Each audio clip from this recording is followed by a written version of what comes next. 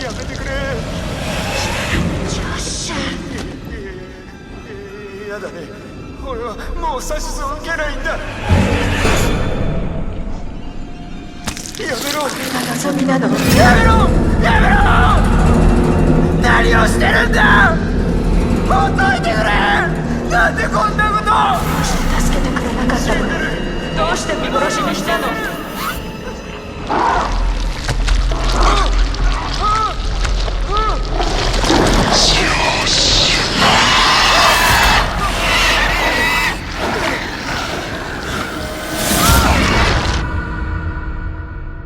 私だってこんなことになるなんて予想できなかった。ああ、そういえば妙なものを見たんだ。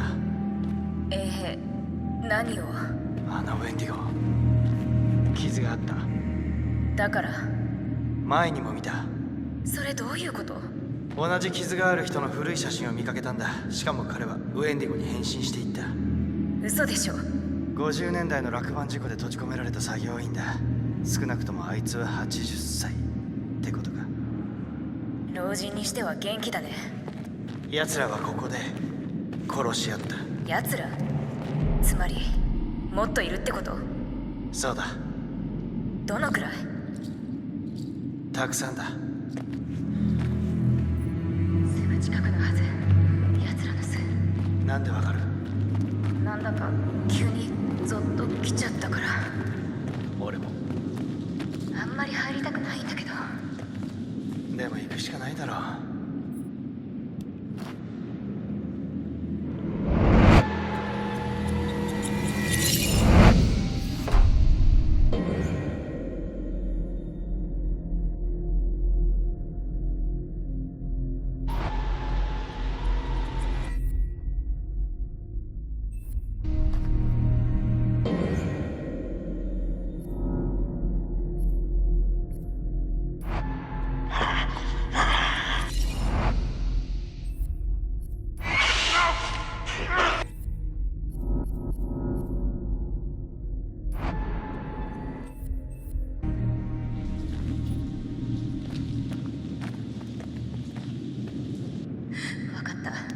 入るよ。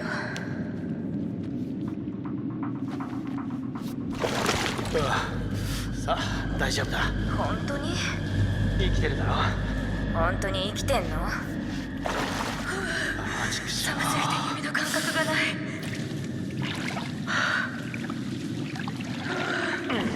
ちょっと待ってよ、最深部に行ったんじゃないの？そんなこと言ってない。大丈夫だとは言ったけど、サメも何もいないってことだね。サメね。そう、安心。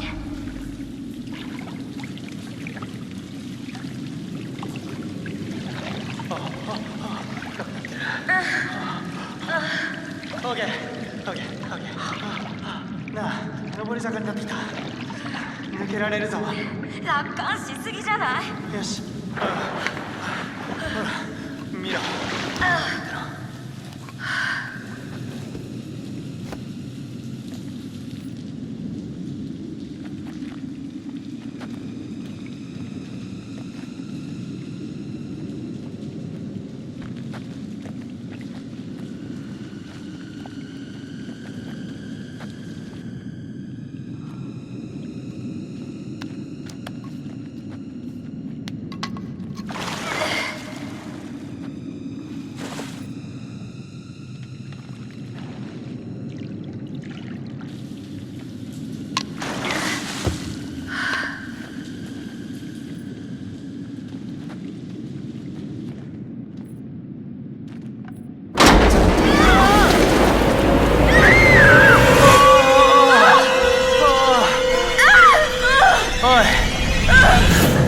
あれジェスだ。ジェスだ。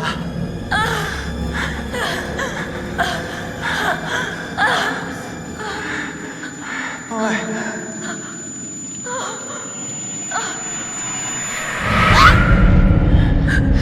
今のああ、死体が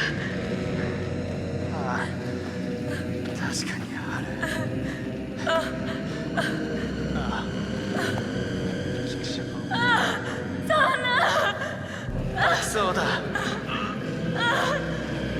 待て、おいちょっと待て、何か見えたぞ。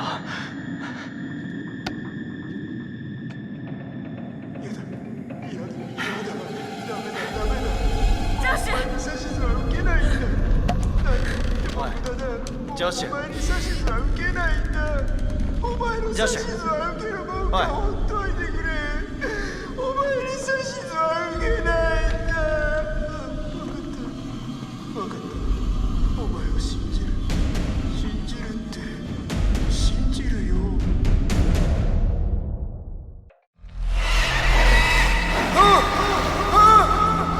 ジョシュ、どうしたの？やりきってるんじゃねえか。ジョシュ、マイク。ジョッシュ、しっかりしろ。ぶたないでくれ、頼む。しょうがなかったんだ。言っちまってただろ。正気に戻らないのかと。ほら、さっさとここを出よジョッシュ、あなたケーブルカーの鍵持ってる？ああ、持ってる。よかった。あれが見える。あそこへ行けば脱出できる。行こう。ジョッシュがあそこまで登るのは無理だ。じゃあ手伝って、私が戻ってみんなに知らせてくる。ああ、そうだな。ジョッシュと来た道を戻ってきてロッジで会いましょう。気をつけろ。あなたもね。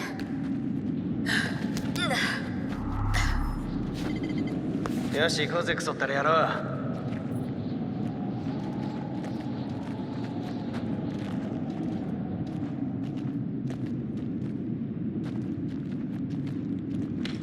あんなに強く殴らなくてよかったのに。いや、さっきはマジで悪かった。ジェスを殺したと思って間違ってた。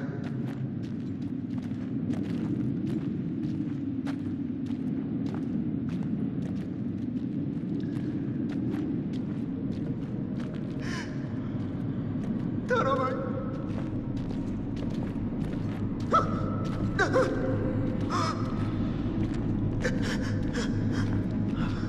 そんなこと見殺しになんて。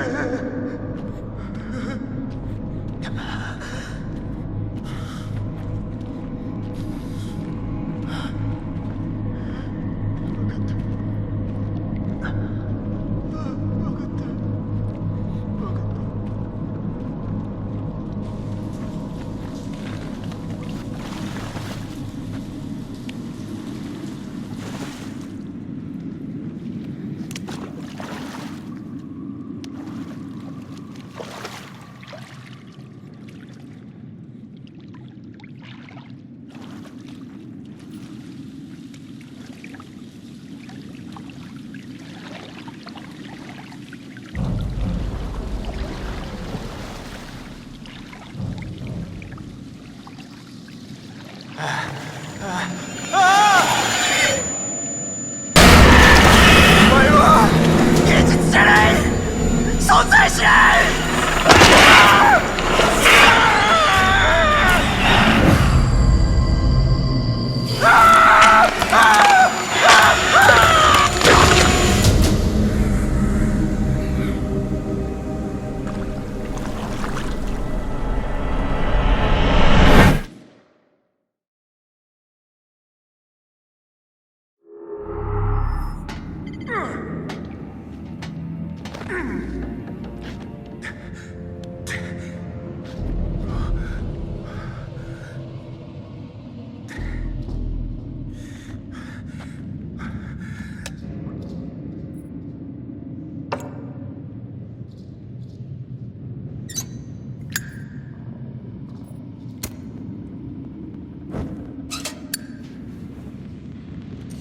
じゃじゃーん。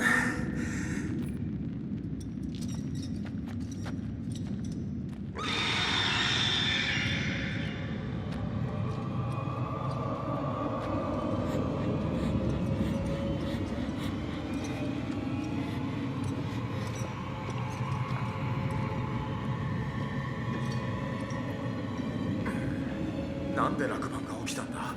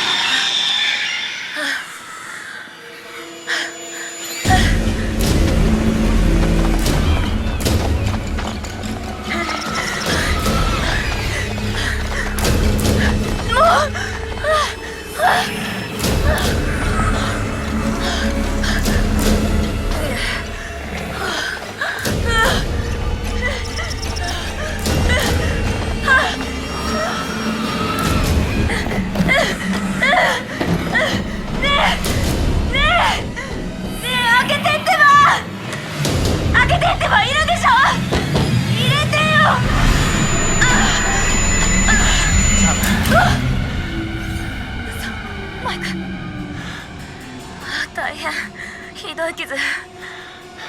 ここにいたらもっとひどい目に遭う。急ごう。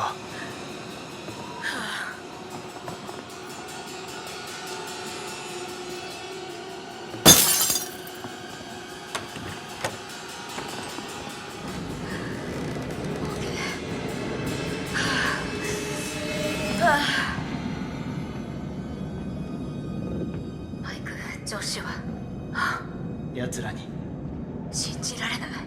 ひどい死に方。やばい。これからどうする？地下を調べてみよう。まだ誰かいるかも。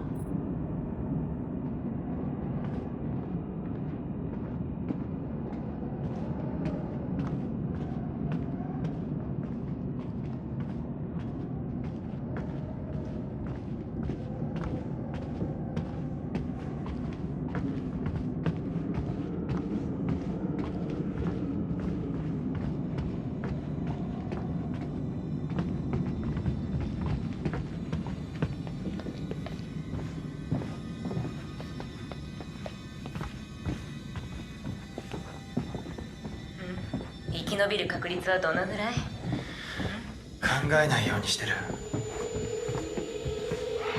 早く逃げて！ここから出るんだ。さあほら行って。走れ！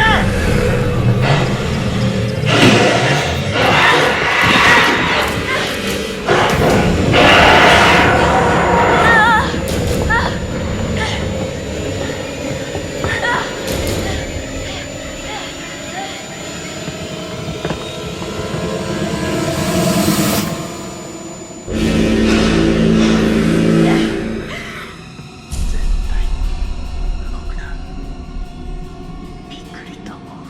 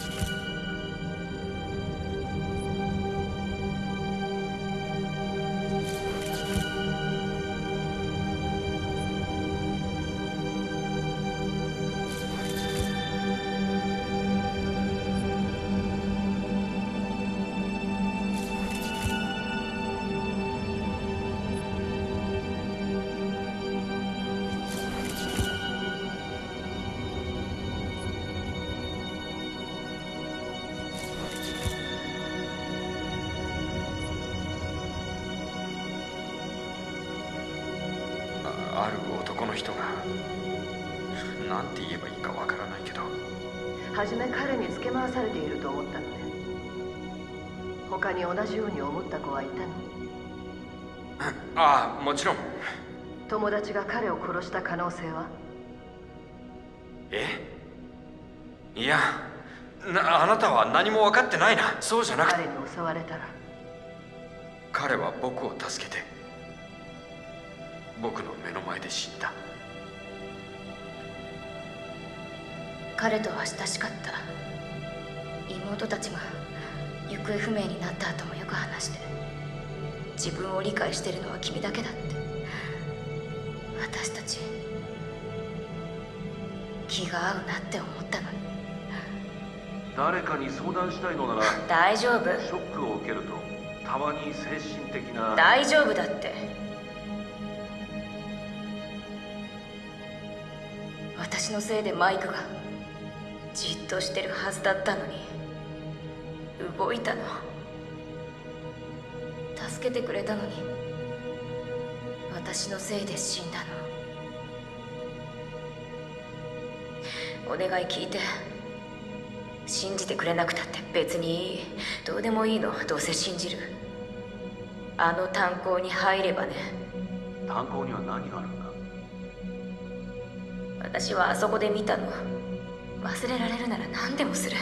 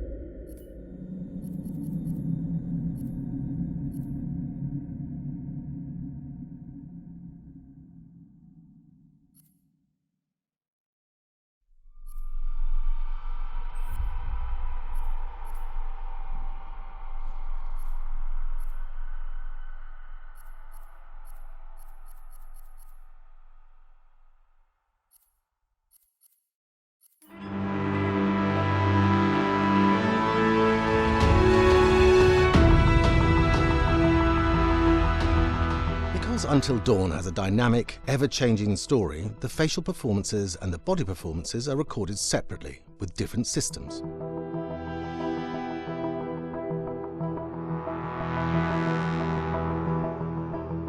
With the body capture, we use reflective bead suits and an infrared camera matrix system that drives the CG bone hierarchies in our character models.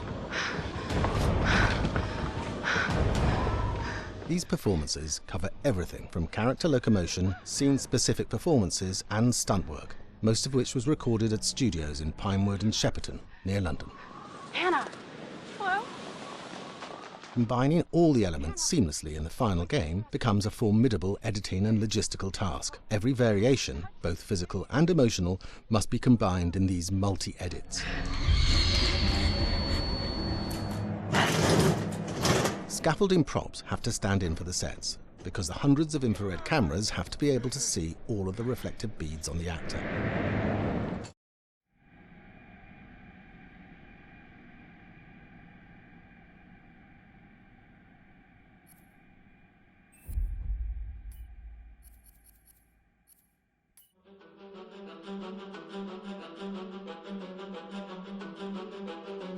My name is Will Biles, Executive Creative Director of Until Dawn.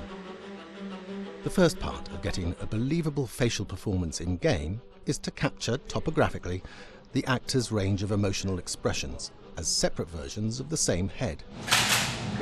Every tiny nuance gets digitized and merged, effectively creating a model that can recreate every facial movement that the actor makes. Once the topography has been recorded, the actor's performance itself can be captured by using a predetermined set of marker points, drawn precisely on the face, and a high-def helmet cam, wirelessly linked to capture devices. The camera is the small box where it looks like the microphone should be. Outro Sam. Mark. It records in high def the movement of the dots throughout the performance that will drive the expressions captured earlier. Unlike other systems, this form of capture is far less lossy because there are fewer interpretations between performance captured and performance rendered finally in-game.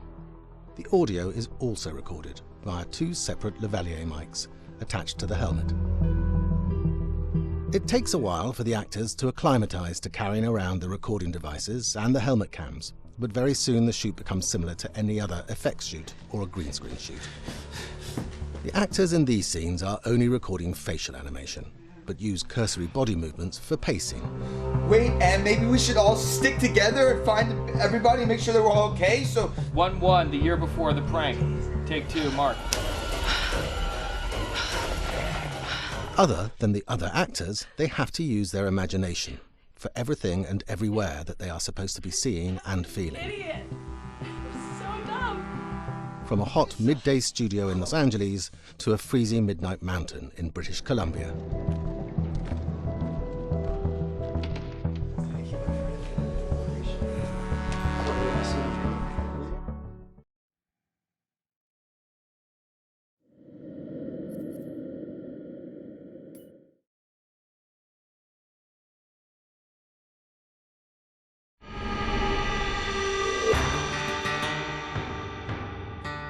America's Northwoods border region. Within this land of 10,000 lakes and miles of dense timber, a hideous creature is believed to lurk. The Northwoods is probably one of the last frontiers in America. There's still a lot of places in this area that hasn't been set foot by man. Monsters and mysteries exist here because it is remote. Up in the Northwoods, winters are long. In times of biting cold and isolation, a devouring monster is believed to come forth. It's terrorized native people for generations. Growing up, I was told, like, don't go outside, the Wendigo will get you.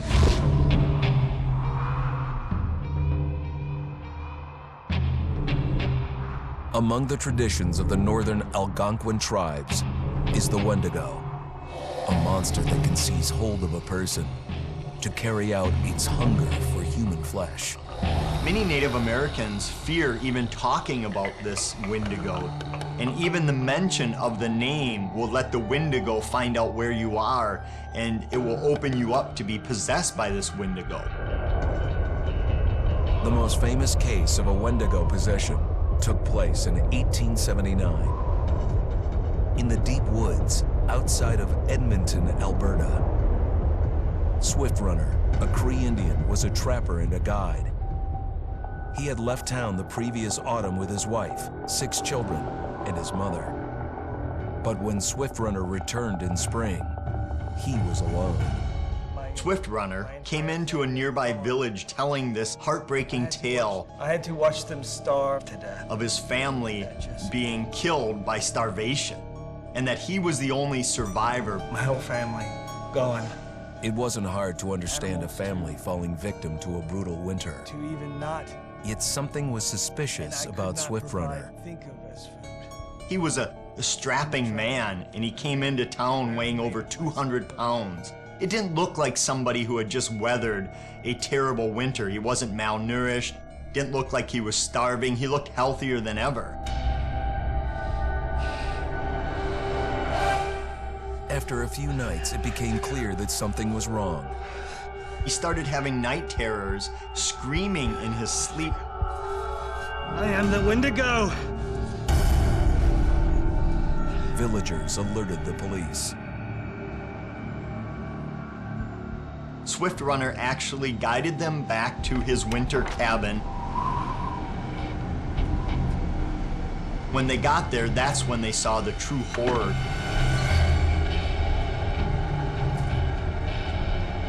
Human skulls were scattered around, many bones, some of which had been snapped in half and the marrow inside had been drained. They had never seen anything like it. Swift Runner had killed his entire family, shooting them, hitting them with an axe, strangling, and then eating most of their bodies.